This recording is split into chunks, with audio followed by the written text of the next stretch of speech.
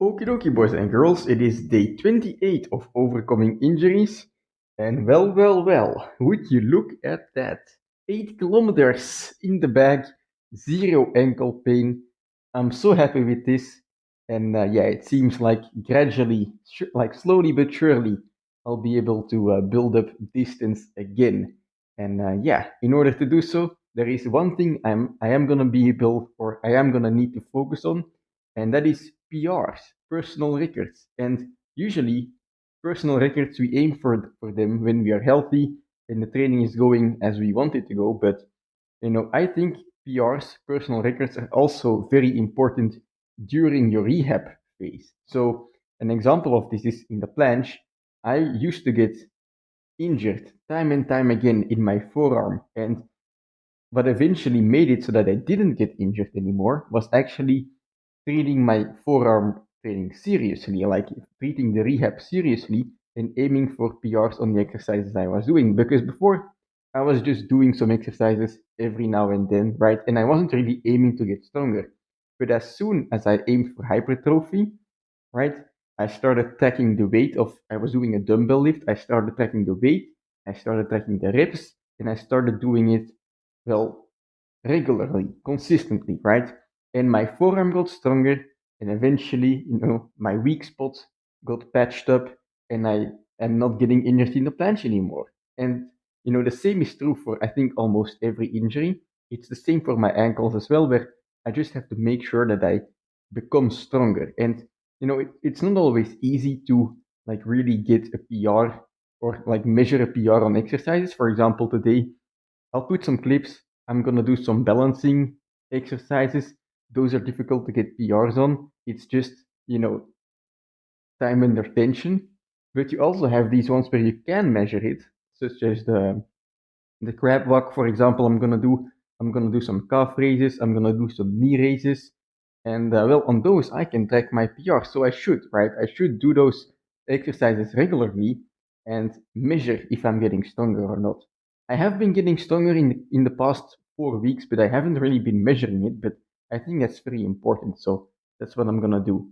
Anyway, for today's workout, like I mentioned, I'm gonna start off with some rehab, so balancing rehab, then the calf raises and the crab walks and the knee raises. And then once all of that boring stuff is done, that's when I get to dessert, and that's gonna be pistol squats. So on the pistol squats, I'm also gonna progress, but well, I guess I can explain that after the rehab is done. So let's go. Okie dokie, so the rehab exercises have been done. Now it's time for some pistol squats, some box pistol squats. But you might notice I'm sitting lower than I was yesterday, even, right? And this is basically just a progression to the pistol squat. So if you're trying to unlock the pistol squat, basically what you can do is you can use the box squat, right? First, you sit high and you stand up on one leg, and then you lower the place you are sitting on. So for me, I remove the cushion. I'm sitting lower now, and if you notice, when I go into the squat position, I'm already quite close.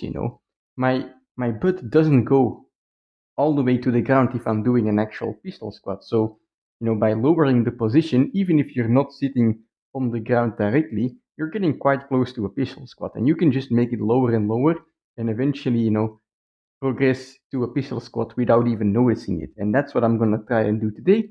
So I'm sitting lower, a bit lower than usual, and I'm just going to try and do the same 50 reps on each leg that I have been doing for the past couple of days. So yeah, as always, alternating squats, 1 rep every 3 seconds, left, right, and just repeat it for 5 minutes, because if I do a rep every 3 seconds, that means that per minute on each leg, I have 10 reps. So 5 minutes is 50 reps. Let's go. Okay, so that was way more difficult than expected.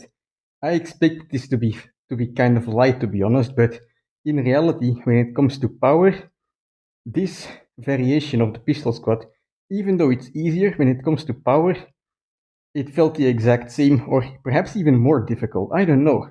Perhaps it just feels more difficult because my legs have grown weak since, well, I haven't been doing a lot of pistol squats during this injury. But the most important part, no matter how hard it felt, I don't feel any pain. So that's a good sign. And of course, it's not because I don't feel any pain that I'm just gonna, do 100 pistol squats every leg, like per leg every day. Like all of a sudden, right?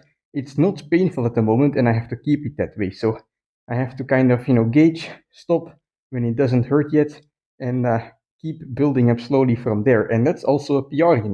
If today I do 50 reps, that's one PR. But if I can do it 2 days in a row in the future, that's also a PR, right? And you have all of these new personal records that you can aim for.